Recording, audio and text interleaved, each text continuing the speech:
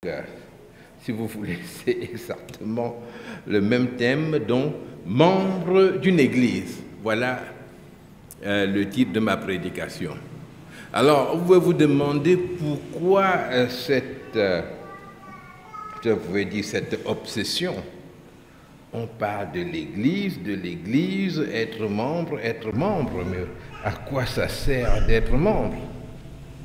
C'est que nous avons cette préoccupation de savoir si le travail que nous faisons a une valeur réelle devant Dieu.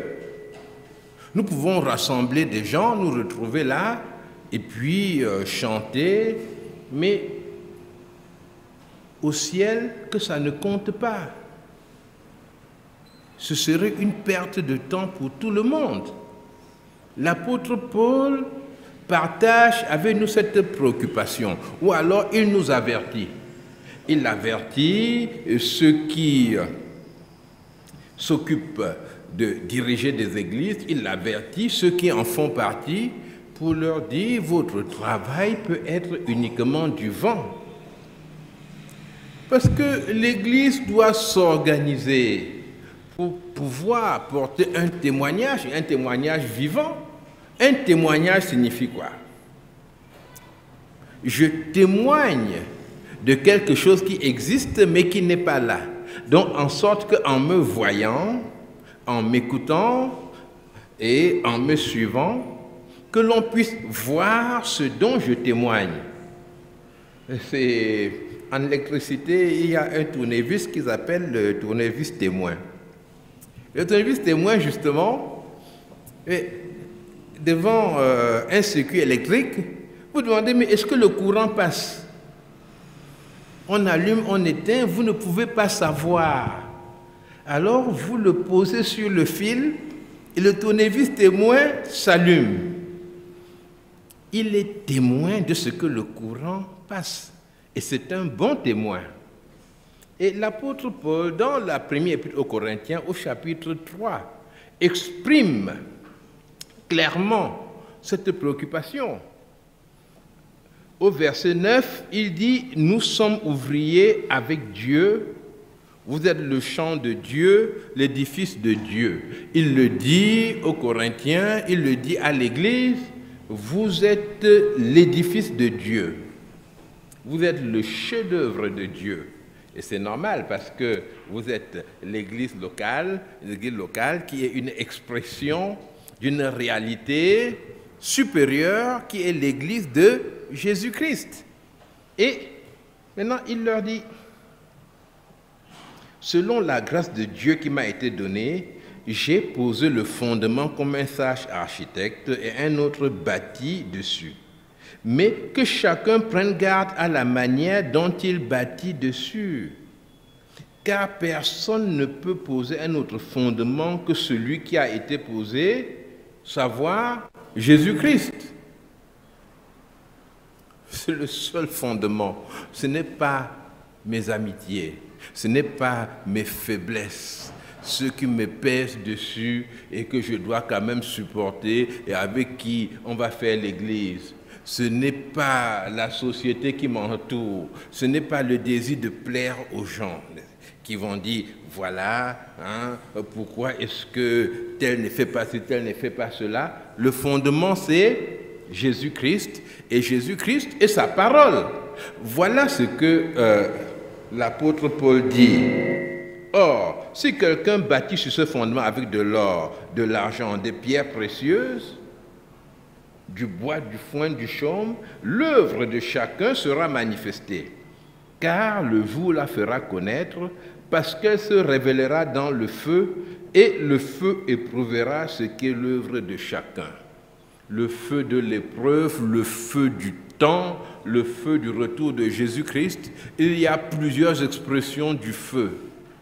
Et si l'œuvre bâtie par quelqu'un sur le fondement subsiste, il recevra une récompense. Si l'œuvre de quelqu'un est consumée, il perdra sa récompense. Pour lui, il sera sauvé, mais comme au travers du feu.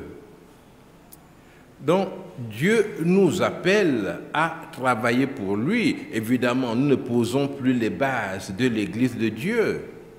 Mais nous travaillons tous comme des bâtisseurs, cherchant de nouvelles pierres, des pierres envoyées par Dieu pour faire partie de l'édifice.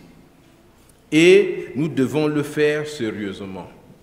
Une préoccupation que l'on doit avoir lorsqu'on a mon âge, c'est de se demander, est-ce que ce travail qu'on est en train de faire, est-ce qu'il va survivre à la première génération? Vous savez, très souvent, nous critiquons, n'est-ce pas, les autres. Bon, parfois ils sont critiquables, d'accord? Mais nous les critiquons, disons, voilà, ils ont apostasié, c'est pas possible. Je considère, bon, parlons par exemple des protestants, les réformés en particulier. Aujourd'hui, je l'ai déjà dit ici peut-être 30 fois, les protestants en Europe ont vraiment apostasié, ils ont adopté le mariage pour tous. Donc quand vous allez au culte là-bas, il faut demander non seulement qui se marie, mais le sexe des deux mariés. Sinon, vous tombez sur un scandale. Le pasteur est en train de célébrer un mariage entre deux hommes. Bon, on dit c'est pas possible, mais nous devons voir que ce sont des églises qui tiennent depuis le XVIe siècle. Ah oui, qui ont évangélisé, qui ont travaillé. Et nous qui parlons, est-ce que nous traverserons simplement les 50 premières années? Voilà une question qu'il convient de se poser. C'est la raison pour laquelle l'Église doit être organisée, l'Église doit s'organiser, oui, autour du Seigneur Jésus-Christ et autour de sa parole. Gloire à Dieu, nous ne sommes pas restés sans boussole. L'Église ne s'organise pas selon notre génie, selon notre inventivité. Non! Dieu a donné sa parole, Dieu a donné la Bible, et nous nous réjouissons de voir dans cette parole de Dieu des directions claires pour organiser l'Église de Dieu. Alors, qu'est-ce qu'un membre d'une Église?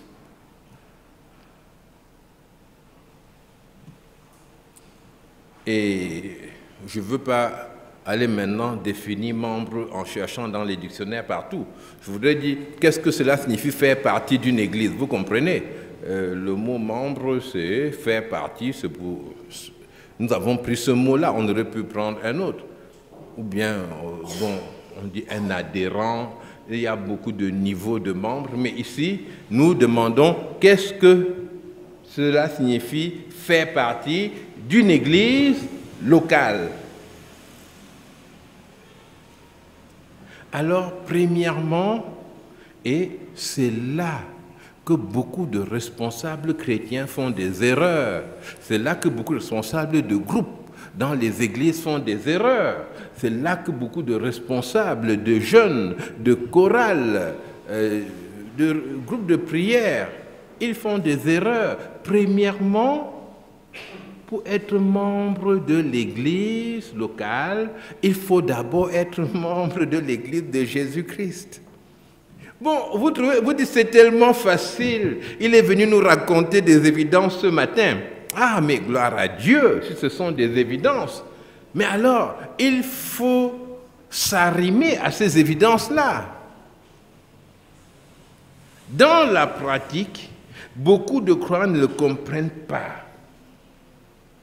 Il ne s'agit pas de devenir très exigeant envers les personnes qui fréquentent l'Église et il ne s'agit pas de devenir peu exigeant, mais il faut avoir les exigences de la parole de Dieu. Beaucoup d'églises aujourd'hui sont simplement des espaces ouverts où celui qui arrive, s'il peut dire Amen, Alléluia, est considéré comme un enfant de Dieu. Il y a peu d'églises où on encourage les personnes qui viennent à témoigner de leur foi. Mais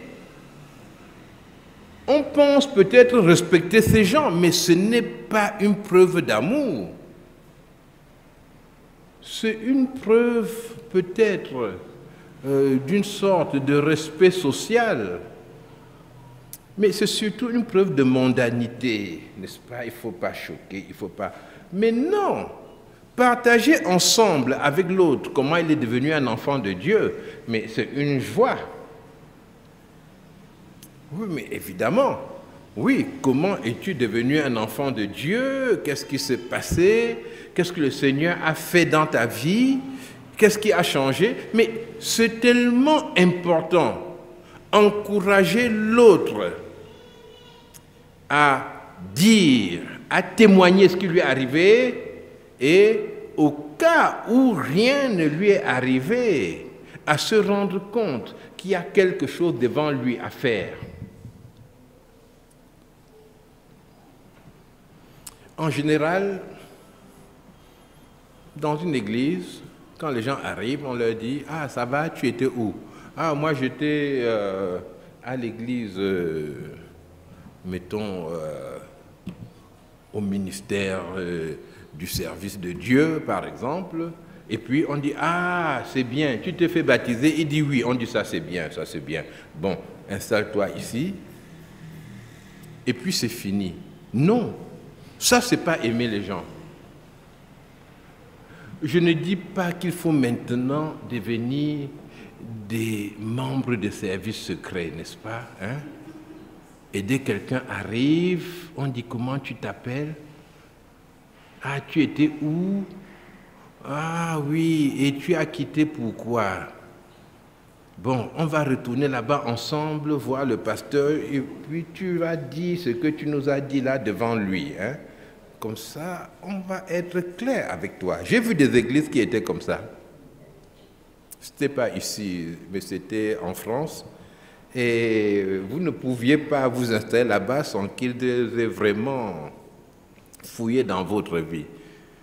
Mais là-bas, les malheurs qui arrivaient venaient en général d'une autre direction, n'est-ce pas? C'était entre eux-mêmes que les choses se passaient mal.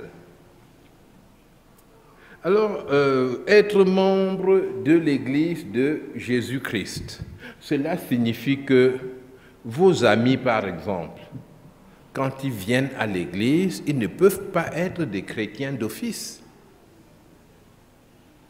Et quelqu'un qui est venu là, qui vient régulièrement depuis 6 mois, ça ne fait pas de lui un chrétien. C'est comme si vous pensiez qu'en jetant un morceau de bois dans l'eau, au bout d'1 an, ça devient un poisson. C'est normal ça, on va vous prendre pour un fou. Un morceau de bois ne deviendra jamais un poisson. Un chrétien, c'est une nouvelle nature. Il doit avoir reçu la vie de Jésus-Christ en lui. Et cela fait que beaucoup de problèmes dans les églises viennent de personnes qui ont été acceptées vraiment comme membres, mais qui n'ont pas accepté Jésus-Christ. Et on est surpris.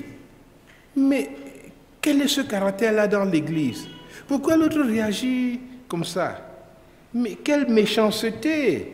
Oh, un enfant de Dieu qui fait ça. Non, c'est parce qu'il n'est pas enfant de Dieu qu'il fait tout cela. Mais vous avez décrété que c'était un enfant de Dieu.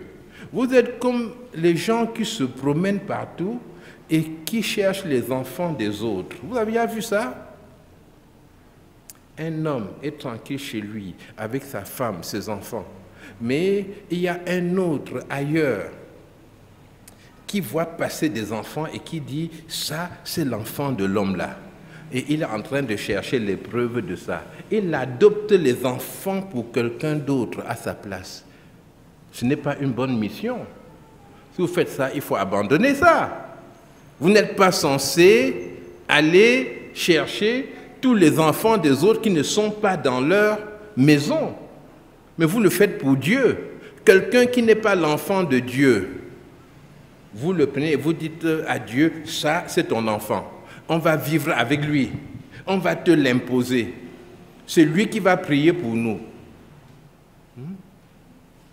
réunion de prière, on lui confie la prière. On va imposer à Dieu que c'est son enfant.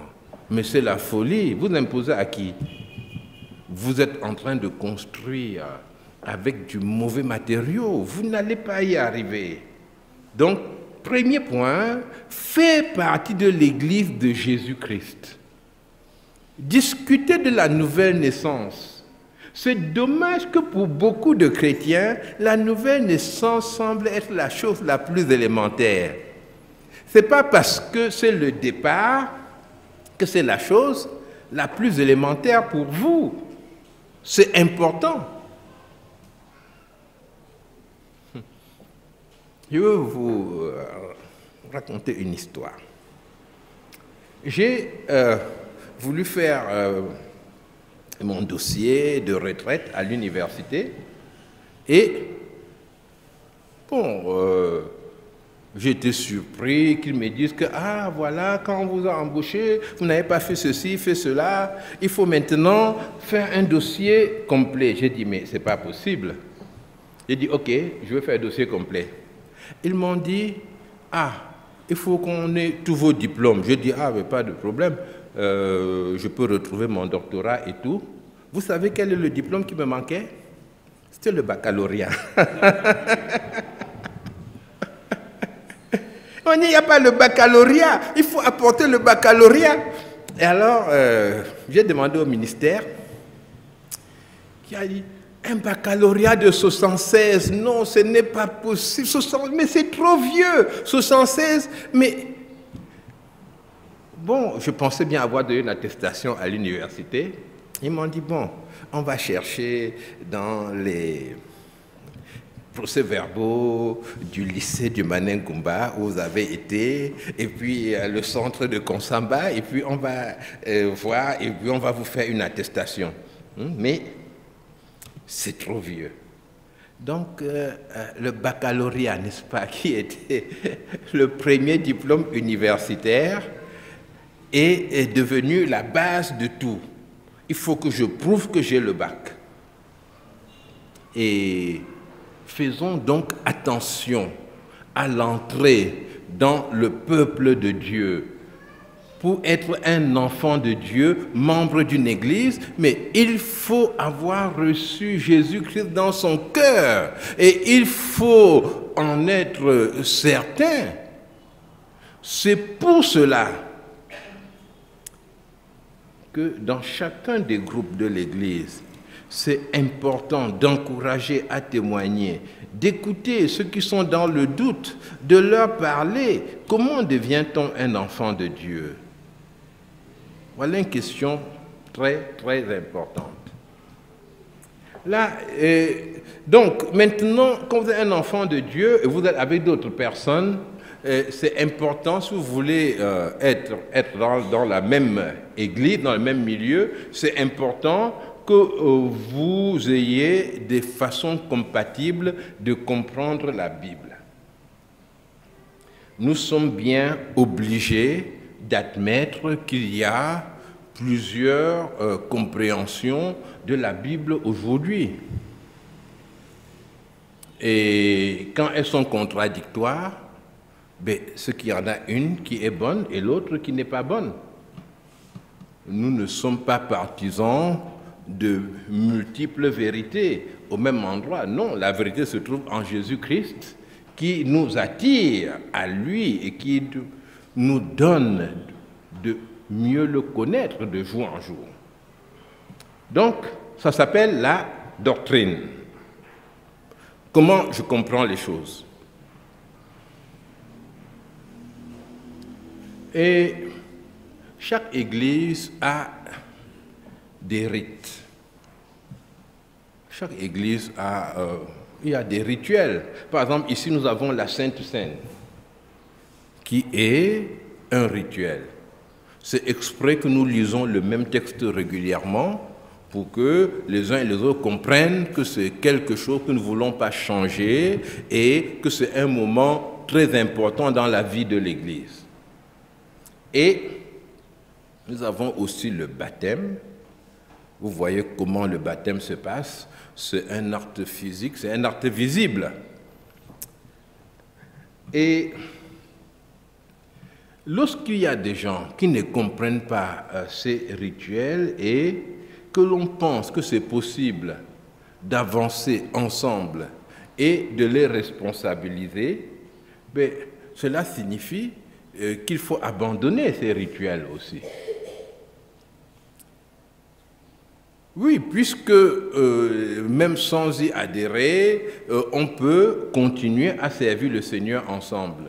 Et c'est une erreur. Ce qui est important, c'est que chaque rituel soit absolument fondé sur la parole de Dieu. Par exemple, la Sainte Seine. Nous lisons le texte que l'apôtre Paul a donné et puis nous participons à la Sainte Seine, exprimant que nous faisons partie du peuple de Dieu, que nous sommes un et que nous avons choisi de marcher ensemble. Le baptême, mais c'est un ordre de Jésus-Christ. Dans l'évangile de Matthieu, au chapitre 28, au verset 18, nous lisons « Jésus s'étant approché, leur parla ainsi. Tout pouvoir m'a été donné dans le ciel et sur la terre. Allez, faites de toutes les nations des disciples, les baptisant au nom du Père, du Fils et du Saint-Esprit, et enseignez-leur à observer tout ce que je vous ai prescrit.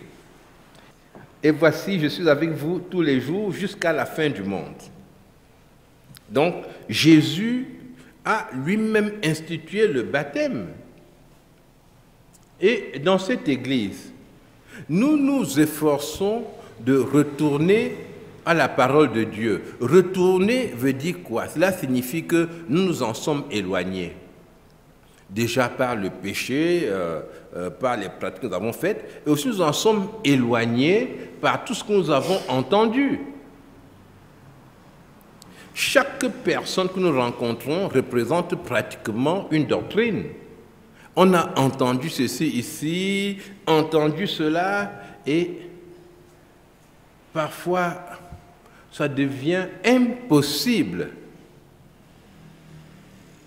de travailler ensemble même. J'ai fait partie d'une église où, c'était une église qui devenait de plus en plus pentecôtiste, et puis il y avait une réunion importante. Je ne sais plus qui venait au Cameroun, si c'était Bonquet ou bien si c'était... je ne sais plus très bien, mais il y avait une grande réunion et les églises pentecôtistes se sont réunies pour organiser cela. La réunion était difficile. Dès qu'on s'est assis pour en parler, il y a l'un des responsables, peut-être qu'il était pasteur ou apôtre, il y a beaucoup de titres, il y a les archevêques, enfin, il y avait les archevêques, les prophètes. Hein? Bon, moi je n'étais rien, hein, parce que vous allez penser que j'avais un titre, moi aussi. Alors, l'un d'eux dit, Dieu m'a dit qu'il faut 7 jours de défilé dans la ville. Bon, ça se rapportait à Jéricho. Et maintenant, il fallait discuter. Bon, c'était difficile, la discussion était terminée, puisque c'est Dieu qui lui avait dit. Vous voyez? Mais là-dedans, il y avait des gens très intelligents aussi. L'un a dit, ce que Dieu t'a dit là, c'est sûr que c'est la vérité. Mais ça ne concerne pas l'événement-ci. Ça concerne un autre événement. Bon, et ça a permis que l'on puisse décanter les choses et qu'on continue la discussion. Donc, c'était vraiment, vraiment compliqué. Chacun a sa vision, chacun a sa manière de faire, alors que c'est tellement plus simple de s'attacher à la parole de Dieu et de s'attacher uniquement à la parole de Dieu. C'est ce que nous souhaitons, revenir à la Bible, lire la Bible, nous efforcer de la comprendre ensemble. C'est pour cela que les études bibliques sont importantes. Les discussions sont importantes. Plusieurs parmi vous ont le sentiment qu'ils ont reçu quelque chose de supérieur quelque part. Si c'est bon, c'est que c'est possible de le partager. Si c'est bon, c'est que c'est possible de l'asseoir sur la Bible. Mais asseoir un enseignement, une pratique sur la Bible, cela signifie qu'en lisant la parole de Dieu, quelqu'un qui réfléchit normalement, constate que ce que vous dites est vrai.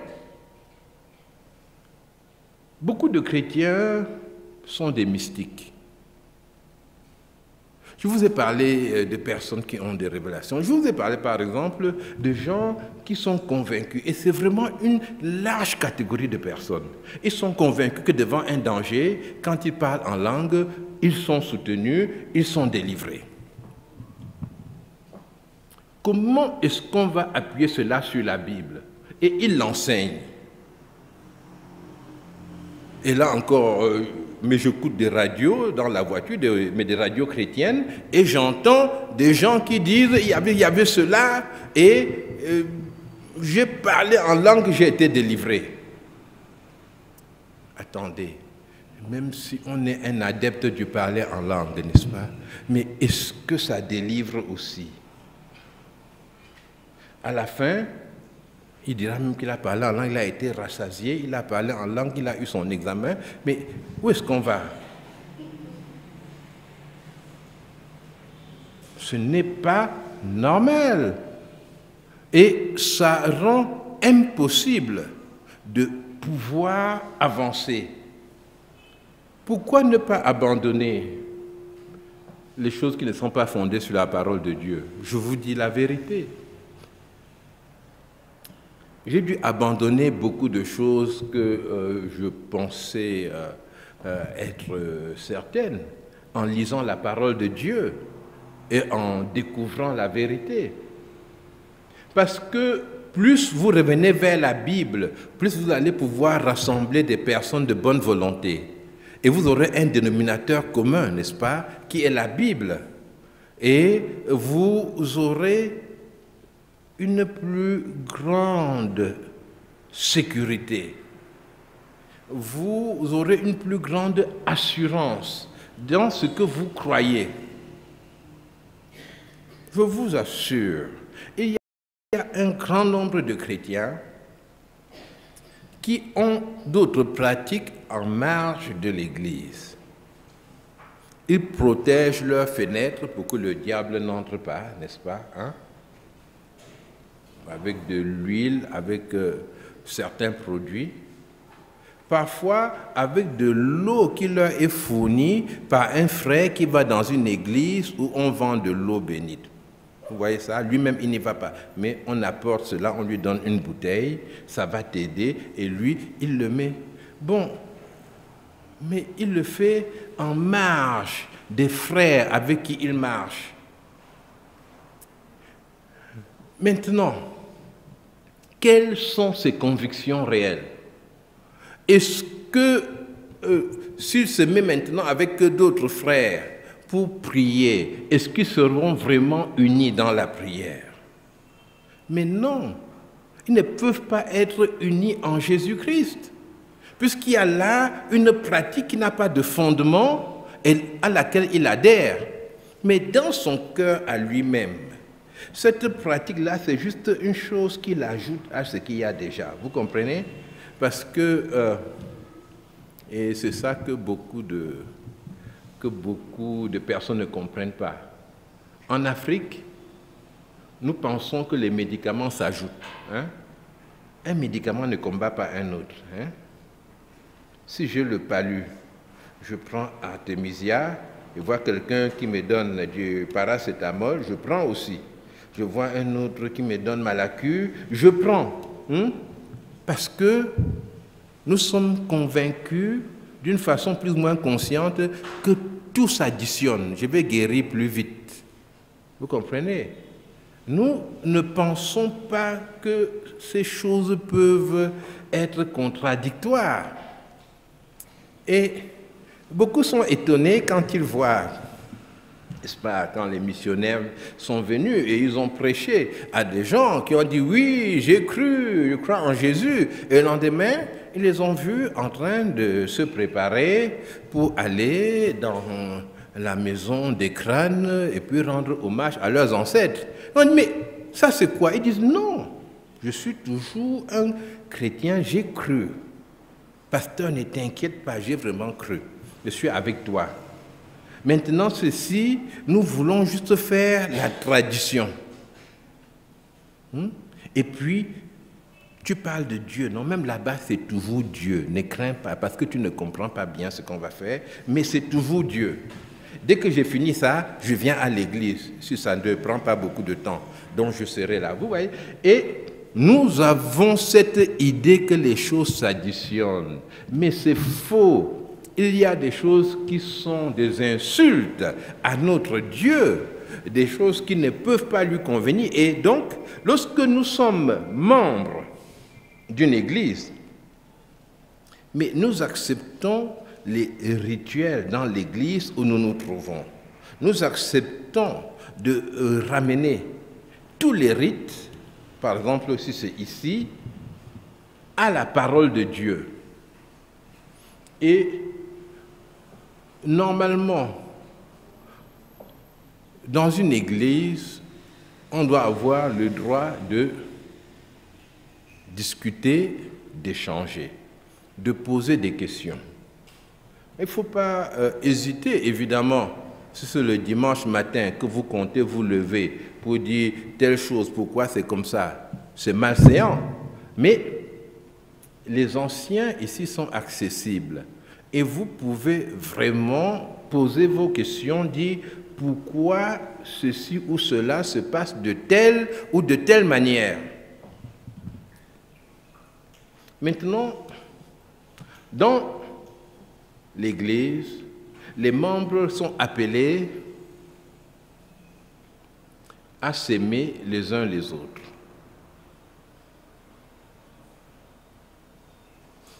Et cela conduit à une dépendance les uns des autres.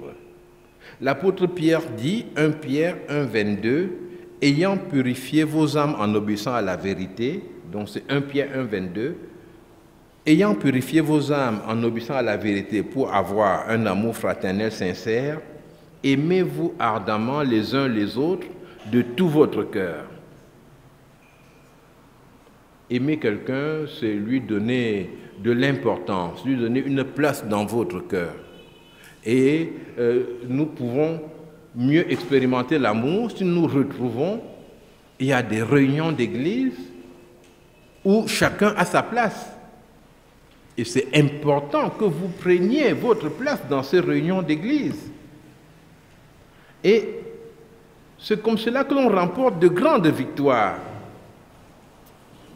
Dans l'évangile de Matthieu, chapitre 18, au verset 19, Jésus, notre champion, le maître, le roi des rois, c'est lui qui est capable de tout. Il dit, je vous dis encore que si deux d'entre vous s'accordent sur la terre pour demander une chose quelconque, elle leur sera accordée par mon Père qui est dans les cieux. Jésus nous donne le chemin vers la victoire, que nous puissions nous accorder, nous entendre vraiment en lui, penser ensemble que ce que nous demandons, eh bien, c'est la pensée de Dieu, c'est la volonté de Dieu, et la lui présenter. Il dit, elle leur sera accordée par mon Père qui est dans les cieux. Et il ajoute, car là où deux ou trois sont assemblés en mon nom, je suis au milieu d'eux. Ils sont assemblés en mon nom, c'est-à-dire à cause de moi, assemblés en moi, eh bien, je suis au milieu d'eux. Maintenant, je vous propose de vous intégrer dans l'Église par le service. Nous sommes serviteurs les uns des autres. C'est ce que la Bible enseigne. Et la semaine passée, nous avons parlé de formation. Nous avons, vendredi et samedi, nous avons formé les moniteurs pour l'école du dimanche. Et beaucoup de ces moniteurs-là estimaient que non, je ne suis pas capable, je ne sais pas parler aux enfants, est-ce que ça va marcher? Mais ils sont venus. Et ils se demandaient, est-ce que j'ai vraiment le don pour faire cela? Et c'est la même chose dans l'Église, ce qu'on vous demande de faire, vous vous demandez, est-ce que j'ai le don, est-ce que j'en suis capable? Dans le groupe des femmes, on peut vous demander d'apporter une exhortation.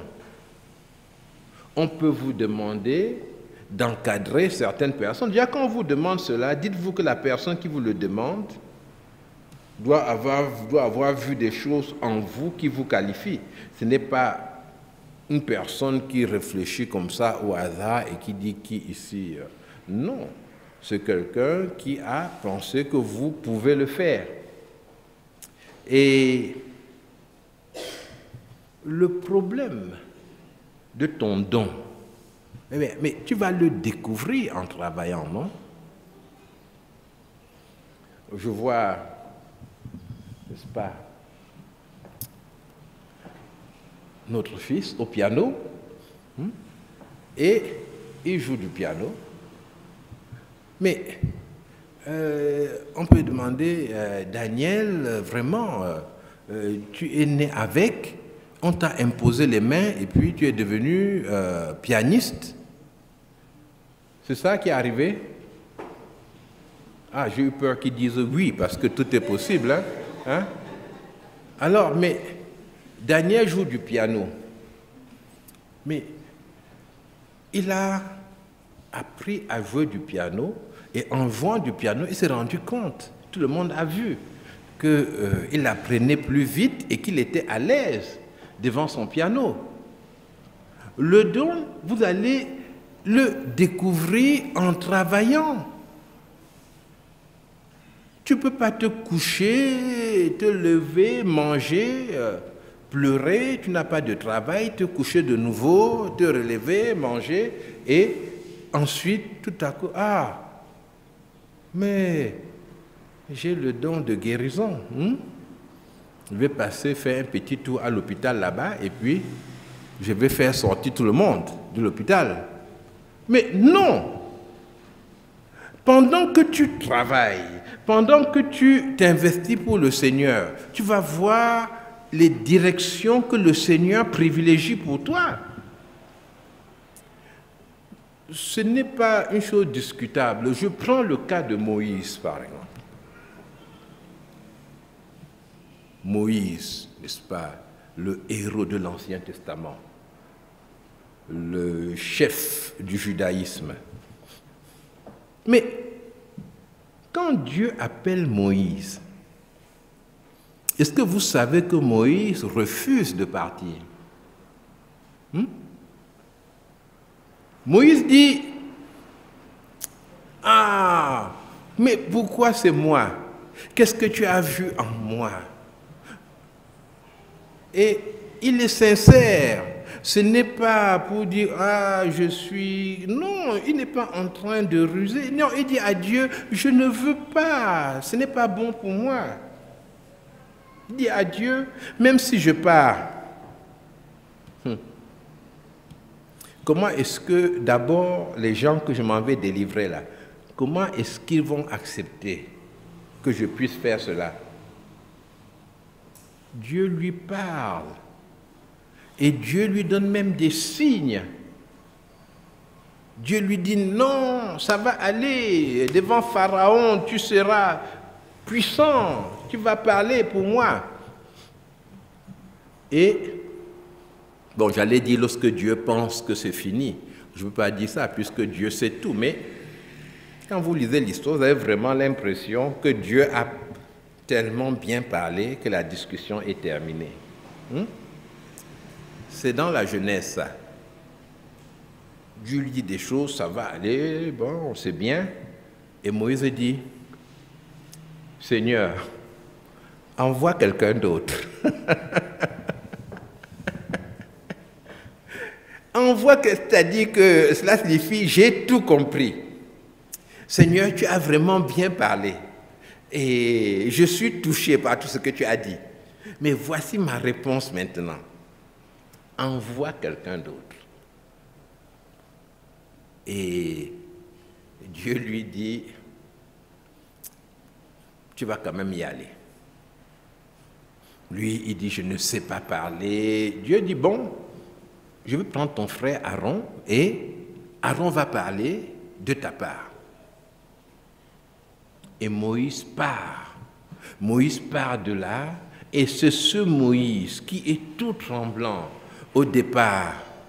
Ce Moïse qui a perdu la confiance en lui-même. C'est ce Moïse maintenant qui a foi, qui a confiance en Dieu et chemin faisant, il voit toutes les capacités que Dieu lui donne. Ce que Dieu attend de toi, ce que tu es, ce choix de le servir, cette soumission à lui. Donc je vous encourage à accepter les missions que l'Église vous propose. Dans les mois à venir, nous aurons des formations ici, dans le suivi, des formations dans l'évangélisation. Et je m'attends à ce que vous vous inscriviez dans ces formations et que vous preniez votre place dans les différents groupes de l'Église. Ce serait une bonne chose que le témoignage de comment on est venu à Jésus-Christ, que cela devienne une habitude, qu'on puisse parler librement de la rencontre avec Dieu dans chacun des groupes, c'est-à-dire à la jeunesse active, dans le groupe des femmes, partout, que ce soit une habitude, que l'on puisse témoigner de sa foi, ce qui aidera les nouveaux venus ou bien les gens qui sont là depuis longtemps et qui n'ont pas mis leur confiance en Jésus-Christ, à saisir la main de Dieu et à marcher avec lui. Que le Seigneur vous bénisse et qu'il vous soutienne afin que chacun de vous prenne sa place dans le peuple de Dieu et puis qu'on avance ensemble en bâtissant une église solide et qui puisse résister à travers le temps. Amen. Nous allons prier.